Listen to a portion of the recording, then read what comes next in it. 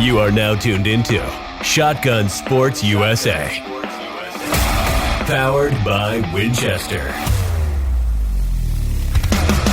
Recorded in the U.S. and streaming all over the world. We talk to shotgun shooters from all disciplines, championship-winning coaches, gun clubs, world-class target setters, vendors, and industry-leading companies that fuel the sport. If you are into clay target sports, you are at the right place for insider information from some of the best in the world every single week. Remember to subscribe to our podcast, leave us a review, and connect with us on social media. You can also catch our episodes on shotgunsportsusa.com. Being a brand name in the clay target industry, Rick Hemingway has said, "Have you ever noticed almost all major sporting events are being run by Pro-Matic traps?" Think about that statement for a minute. He's right, and you may want to consider that before making your next purchase. Rick is the largest Pro-Matic dealer specializing in individual and commercial trap sales. Rick provides skeet, trap, 5-stamp, and sporting clays, designs, installs, and service. He also offers accessories such as solar panels, wireless release systems, as well as the hottest item on the market, the Claybot by Renair Products. Visit www.backwoodsquailclub.com or give him a call at 843-546-1466. Castellani shooting vests are manufactured in Italy and internationally recognized by elite shooters as the most popular, lightweight shooting vests on the market. Castellani vests are especially known for their Italian styling and superior craftsmanship and quality, making them a vest of choice for all shooting disciplines. Ultimate Shooting Accessories is the exclusive supplier of Castellani vests in the United States. Visit ultimateshootingaccessories.com for more information and to place your order.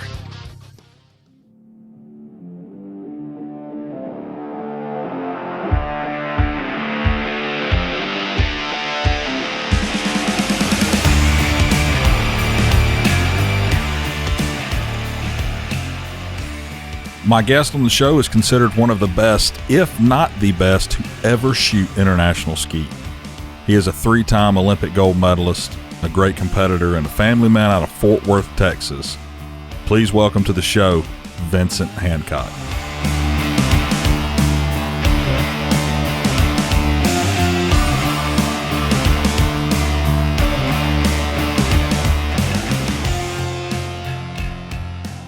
Vinny, welcome to the show. Thank you, sir. Thanks for having me. Yeah, man. I know you've probably been hit from every which way you can with people wanting to talk to you, so I really appreciate you coming on and taking some time with me. Glad to be here. It's been a little hectic for the last few months, but it's all worth it in the end. How's everything been since you've been back? It's been a little crazy. I bet. Between doing different media events, doing different events, and phone calls, podcasts, text messages, emails, and people trying to get in for coaching, and that's not even something I've really done a whole lot of here in the last few months. Yeah. But it's just been a never-ending stream of people trying to get in touch with me and asking me to go do events for them too, and it's trying to be able to pick the ones that fit in the schedule, so it still allows me time to spend time with my kids too. Yeah. You need a secretary, it sounds like. That would be welcomed at this point. Yeah, I mean, being you, okay, and doing the things you've done with the Olympics. What is it? How many Olympics have you been to? I've been to 4. Been to 4? Yep. And gold medaled in 3? Yes, sir. Yeah, so how does that feel to be a 3-time Olympic gold medalist? I mean, it's pretty awesome. It's more than I ever would have dreamed of, to be very real with you. And, it's of course my goal every time I go somewhere to win it, no matter where I am or what I'm doing. But this one was particularly special because I'd worked really hard for the last 5 years to overcome what, that kind of mental state that I had gotten into at Rio and not being able to, to accomplish what I wanted to there. And I've had a lot of success since Rio, actually before Rio. And that's the only final I haven't made in like 6 or 7 years now overseas. Right. It's frustrating that I had to be that one, but I was able to overcome a lot of that stuff, and then having to deal with COVID and the delay and not even knowing if we were going to have it. It was just, you kept hearing so many things, even a week or two prior to us leaving to go to Tokyo, people were still saying, hey, this might get canceled. And so it was funny. Amber and I, we've known each other since we were 16. Amber English, the other Olympic gold medalist there from Tokyo, we were teasing each other and we were saying, you know what, we're going to believe that this is real and actually going to happen when we put our feet on the ground in Japan. And when we got there, we looked at each other like, well, I guess it's real. It's happening. And then we just said, you know what, let's go do it.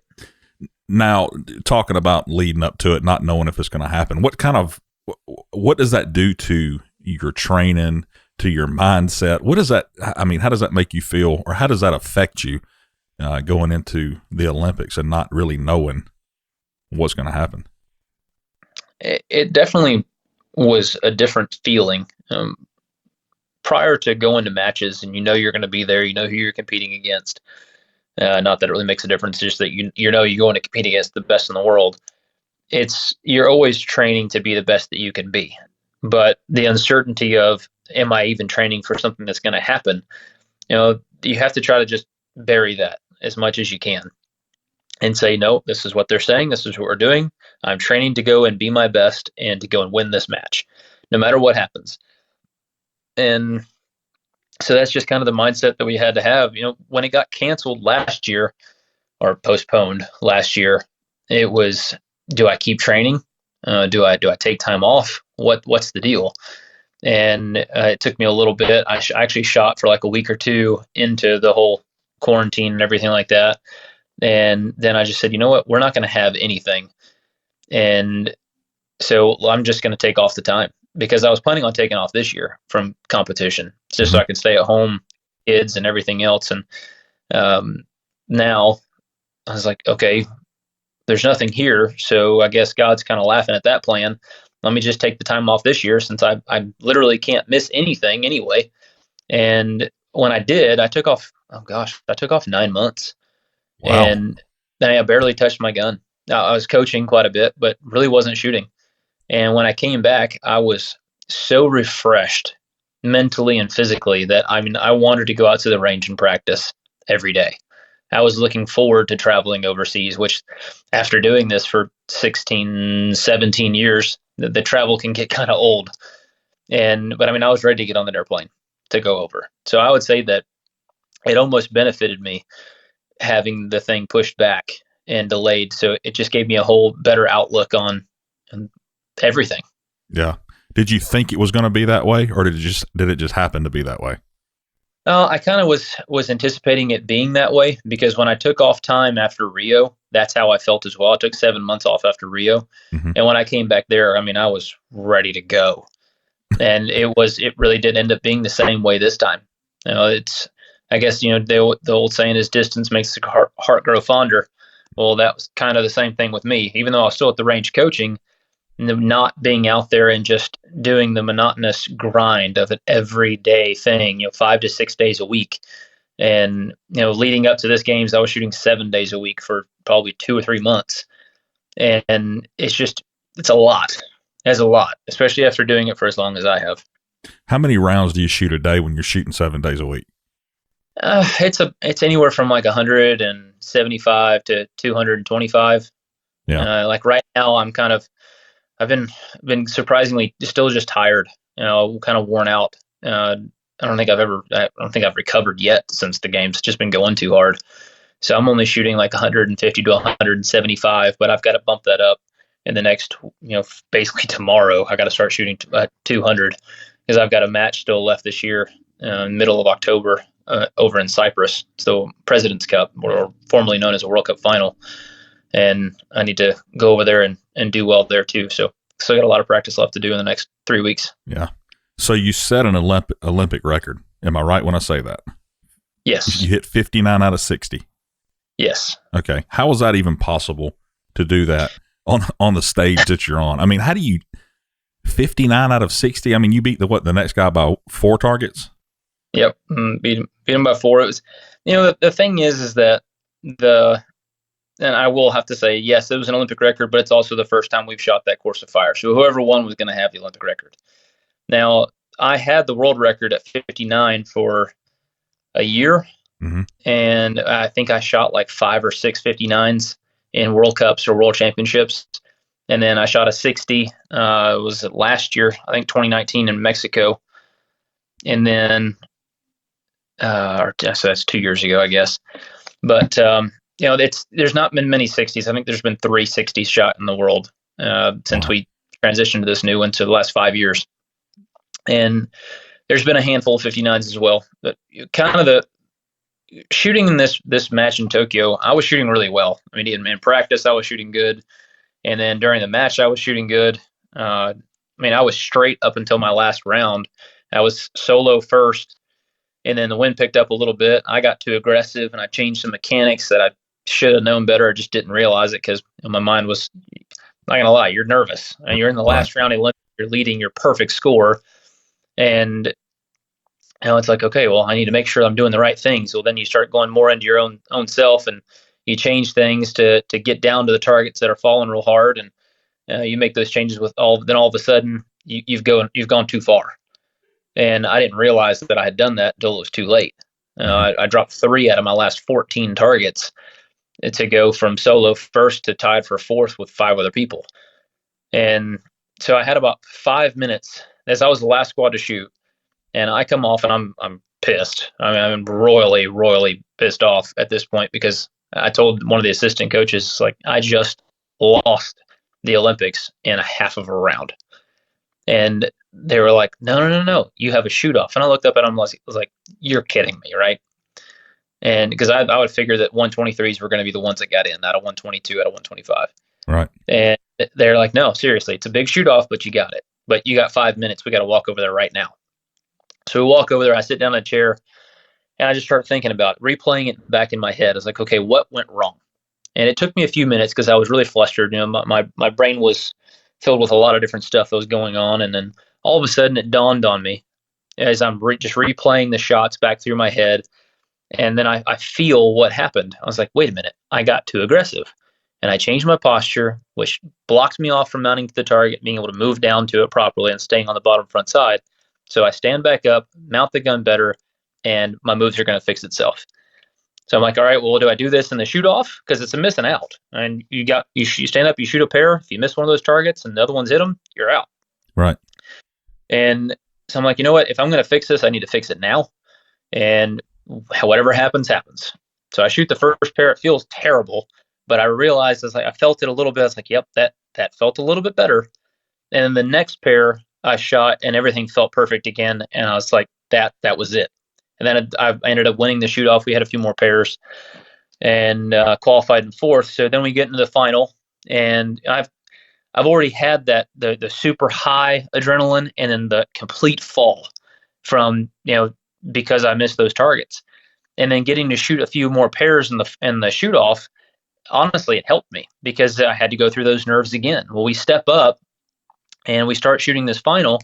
Everybody's back at 0 anyway, and I'm like, okay, I just need to come out here. I need to put forth a really good first 20 targets, see where that puts me, and then we'll go from there. Well, I ran the first 20, and I got some good breaks. The wind wasn't messing with me a whole lot that first 20, and then the wind started messing with my target some more. And so I ended up missing one on my 30 target pass, so the next 10. But other people started missing. I mean, number 1 and number 2 were the first 2 guys out. And then the number 3 guy dropped out. So then it was just 4, 5, and 6. So I'm sitting in 4th. Now I'm leading off, and I love leading off, especially in finals. So that just kind of changed. And I knew I had a medal as well, and I just started cruising and I started shooting really well. I was seeing the targets great the entire time that I was there, and I can kind of look back, and I had a 2 target lead, I think, going into the last pass, and I could tell that those guys knew that I was on, to be honest, I knew I was on. Right. It was gonna take a miracle for me to mess this up. But then once he missed another target, I had a 3 target lead, and I just kind of like, okay, yeah, it's over now. I'm good. Then once I get that much of a lead, then all the nerves go away. You get a lot more comfortable, and it's a lot easier to finish it out. Yeah. So you said you like to lead off first. Is that just because you don't have to watch somebody else shoot in front of you? No, I mean, honestly, I like shooting, or I like seeing people shoot in front of me because I can see what the targets are doing. Okay. But at the same time, in the finals, if you're leading off, that means you're in first.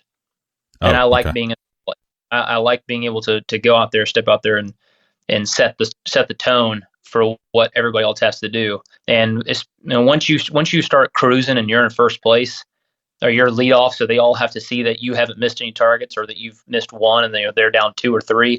They're constantly trying to pressure themselves to keep up with you. Mm-hmm. And typically, not always, but typically people don't like to handle that kind of situation. And this is where you're training. I mean, every day shooting, yes, as far as the pressure, as far as being in this situation, I'm sure you've practiced this over and over again and been in that situation. And I have put myself mentally in that situation many times. I always look at myself as being, I shouldn't say always, I go back and forth. I set my mindset as, okay, I'm a target down and I've got 20 targets left, or I'm 2 targets down and I have 20 targets left. I need to run this next 20, or I'm leading by a target or 2 targets or 3 targets and I've got 10 targets left, or we're tied going into just all kinds of different situations. You can mentally prepare yourself for those. Yeah. And, by just convincing yourself you're in that situation. And then also, like, we play music. We have people trying to distract us when we're training out here at the range. And I had a friend of mine bring his camera out, so it was clicking all the time. The shutter was clicking, so you can get used to that, because that was happening every single round, especially when I was shooting. And we have video guys moving all around us, so we'd have people walking all around me, trying to distract me. And it allows you to stay better focused, learning how to, it's just called distraction training, learning how to deal with those distractions. That's crazy. I had Matt Zanis on a podcast with me a few episodes back, and I was talking to him about Olympic, the posture and everything, training these Olympic athletes. Is that something that really helped you going into this as well? I will say that Matt has helped me tremendously. Yeah. He's been one of I was hurt for a number of years that I was just trying to shoot through it. And between my shoulder and my back, my shoulder from shooting and my back from lifting heavy stuff while I was being stupid in the Army. And it's taken us 3 years to get my body where it needs to be. Well, it's still not even where it needs to be or where I want it to be yet, but to where I can handle the pressure and the stress that gets put on it. There's kind of a misnomer that shooting athletes do. A lot of people say you don't need to be in shape to be a shooter. Well, I can tell you that when you are, and when you're doing the right things, you don't have to have abs for days. You don't have to be built. You don't have to do any of that kind of stuff. But as long as you're physically fit to the point that you can handle the stress, the pressure, and the long days, the heat, all of that comes into play, because you don't fatigue as much. Mm-hmm. You can last longer. All of those things come into play, and he has been a crucial part in getting my body to where I'm not in pain anymore every day. I'm still in pain a lot, but not every day. And it's just increasingly getting better and better and better the more that I do his programming. Yeah. What do you do to stay in shape? What's your routine like? So programs all of my workouts for me. I work out 6 days a week, and it's kind of what we call it is it's a strength through mobility. And we're starting to increase my weight loads and stuff like that. But probably for the first year, I barely did any weights at all. Most everything was just getting my range of motion to the point that I could sustain it at all, and without any weights. So it's just been a process of increasingly, leaning out a little bit and dropping some weight that was unneeded, and then increasing my strength slowly but surely, and I can handle the gun better. I can move it anywhere that I want to at this point. And over the time, my back doesn't hurt as bad. That was the worst part, was my back. I've had times where I haven't been able to walk because It's so bad for days and days. And at one point in time, I think it was over a week, I could barely get out of bed. And now I don't have those issues because I've strengthened my core, as well as back, as well as legs. Everything. It's just an all over deal that I've been working on with him, and it's paid off. Yeah. Now, when you're at the Olympics or you're at a big tournament, Do you distance yourself from people, or you try to stay in your own little world, so to speak? I mean, is that important to you? It just depends. For me, it was. I'm sure that I seemed a lot more distant this time than I did anything else, but I think that that's just kind of how things go. And when you get into a frame of mind that you get into, especially at this such a high level, I mean, the highest level you can get to, you tend to kind of go in yourself a little bit more. And it wasn't intentional, but I know that I did comparatively. But for the most part, like when I'm at World Cups or World Championships, I'm still messing around with the guys. I'm still talking to them, hanging out, laughing, playing cards, doing different stuff like that. And when I go to get ready, 10 minutes before my round, 15 minutes before my round, I'll put my headphones in and I'll start getting my own little space. And then I'll go do some practice mounts, and then I'll go to the range where I'm shooting at, 2 or 3 minutes before it's my turn, and just get ready. Does this medal from Tokyo mean more to you than any of the others?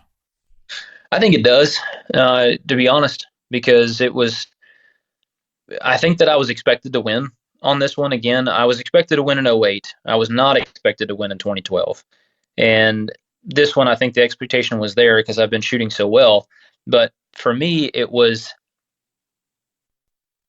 I worked really, really hard for this medal, really hard.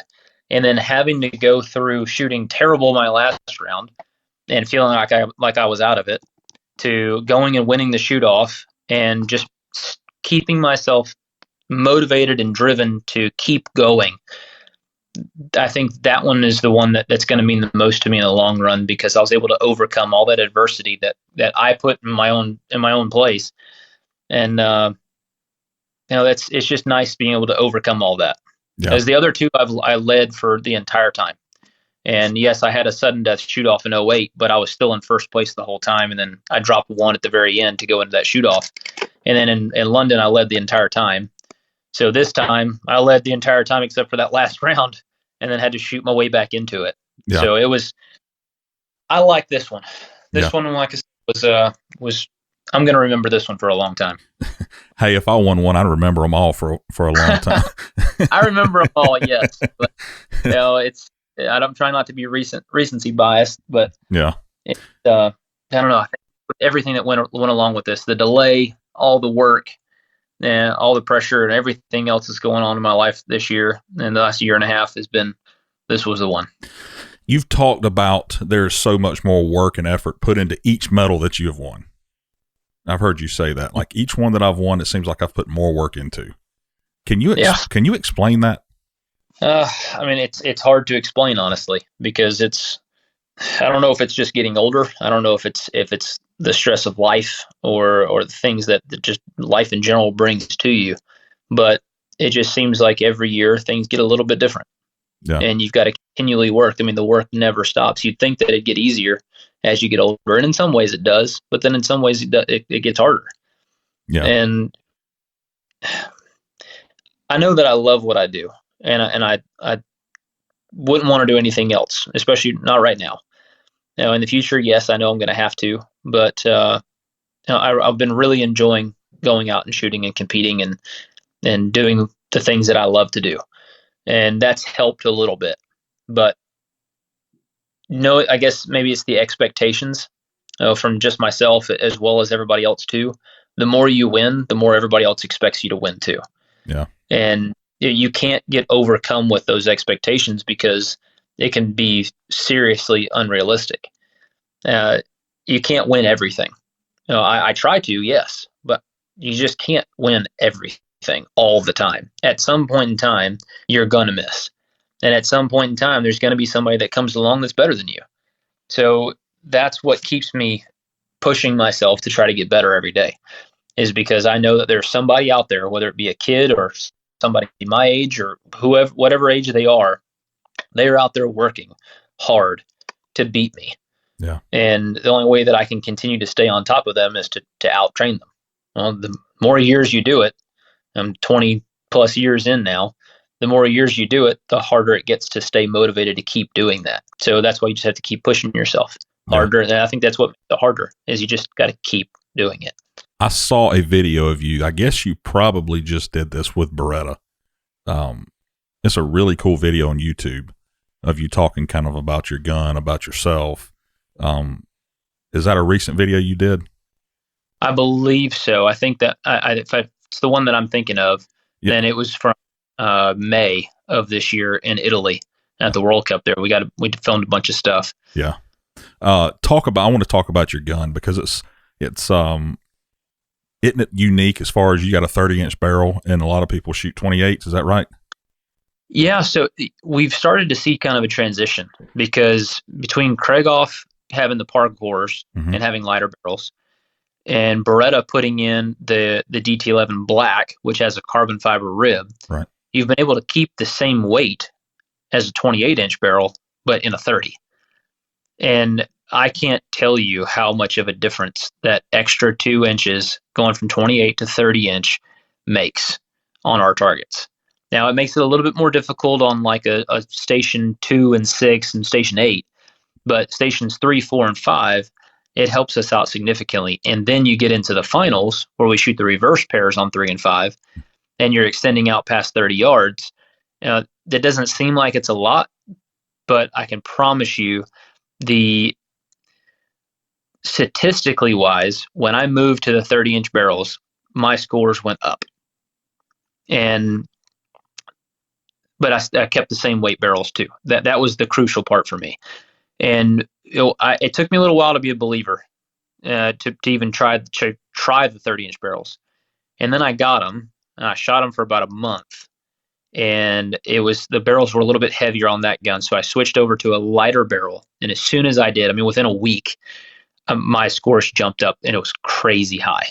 I mean, like averaging over a 124 at that point in time, back in 2017.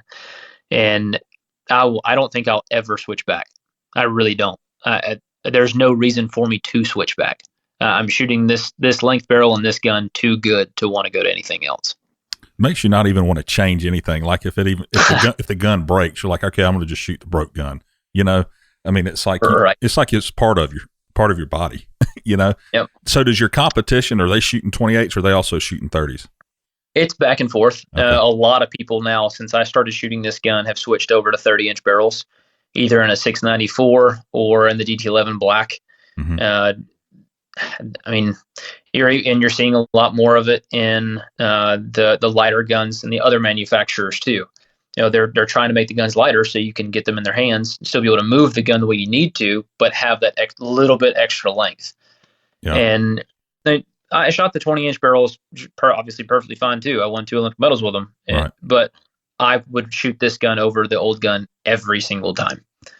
So only thing you can really tell when on the rib is just that it's lighter for a 30-inch barrel. You can't really tell any other differences, right?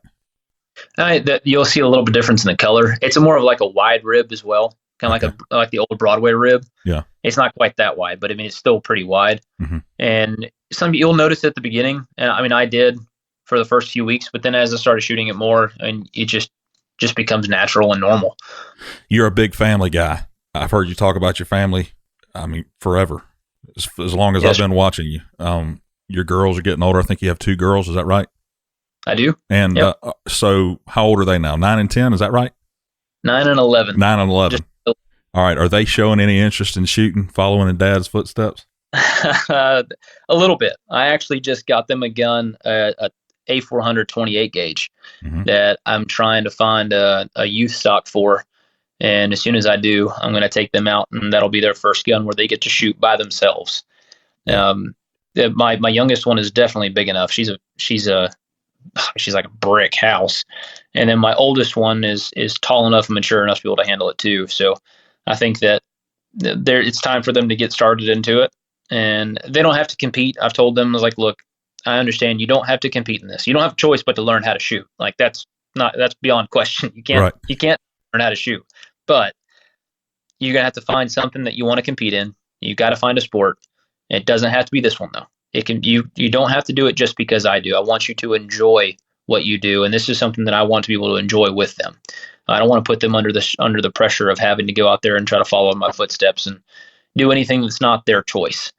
But I hope that they choose to take it up and at least do it for fun, on a pretty consistent basis. But For me, the big thing is letting them choose their path, kind of like I did, and because you're going to enjoy it a lot more when it's something that you truly want to do. Yeah, and that's I've talked about this before as far as getting kids involved with shooting, and everyone said the same thing. You have to let them want to do it. You can't make them do it. And my kids are kind of to the point where mine are 8 and 12, and the 8-year-old wants to shoot, but I don't think that he's quite ready to shoot. I want him to enjoy it and want to do it and want to keep doing it. And I've got him the same gun too, a 28 gauge Beretta A400. So the stock you're considering for your kids, is it a wood stock or is it a stock like you're shooting? What kind of stock are you putting on there? It's just going to be a standard stock. Okay. Until they were to get very serious about stuff, I wouldn't put them in mine. It's not worth the money to put into something, if they're not going to be super into it. And I wouldn't put it on a semi-auto anyway. I'd probably just put it on stick to it over and under with that one. Yeah. Okay. So you're coaching also. You haven't been doing a lot of that, but you love to coach. Yeah. When I like to be able to find athletes that are driven, that are really motivated to succeed, and it's nice to find them when they have the talent too. Thankfully, I've had a couple of students that have been all of the above. One traveled with me, Austin Smith.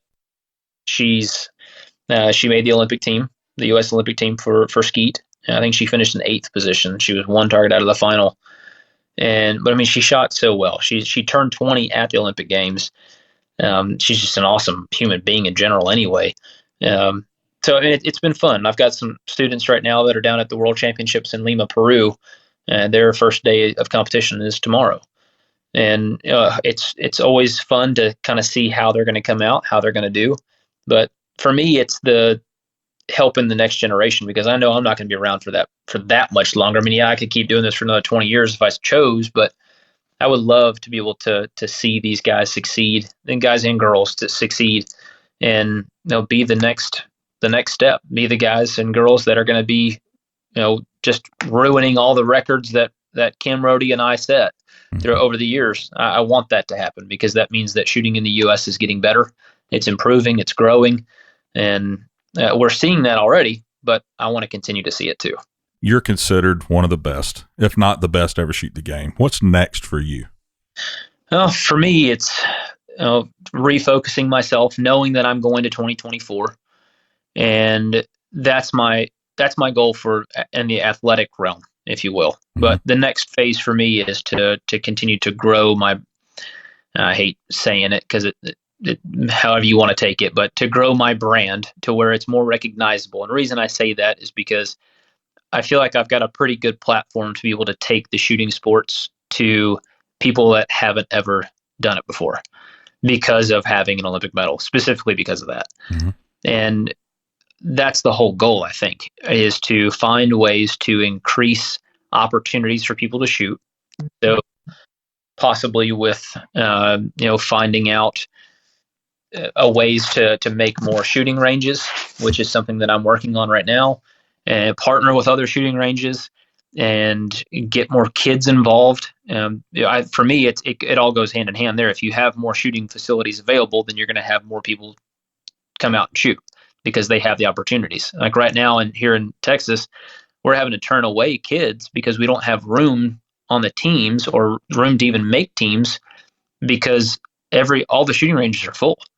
Yeah. We don't have the opportunity for growth that we should, because we just need more opportunity in general.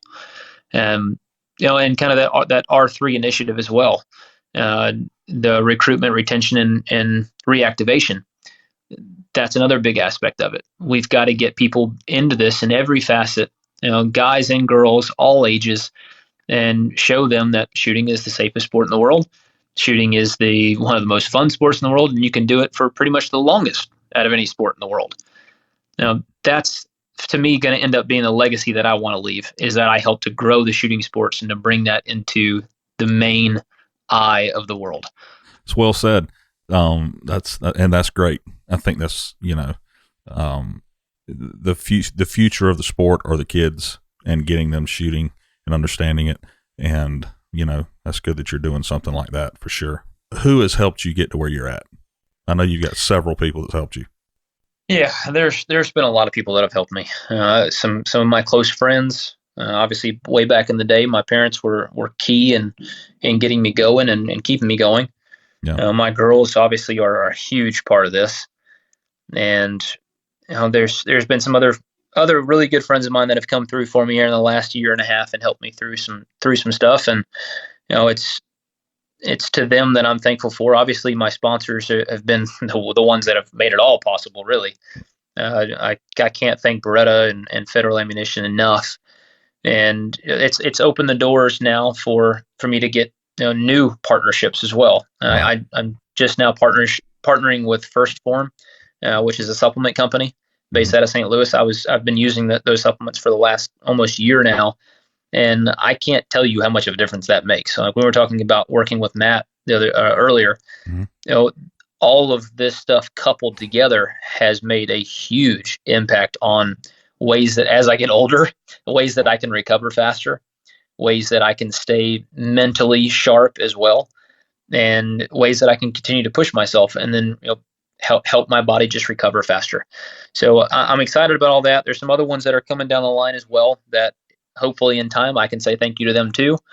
And but I'm mostly thankful for my family. They've been the ones that have stayed there always, whether it was through wins or losses.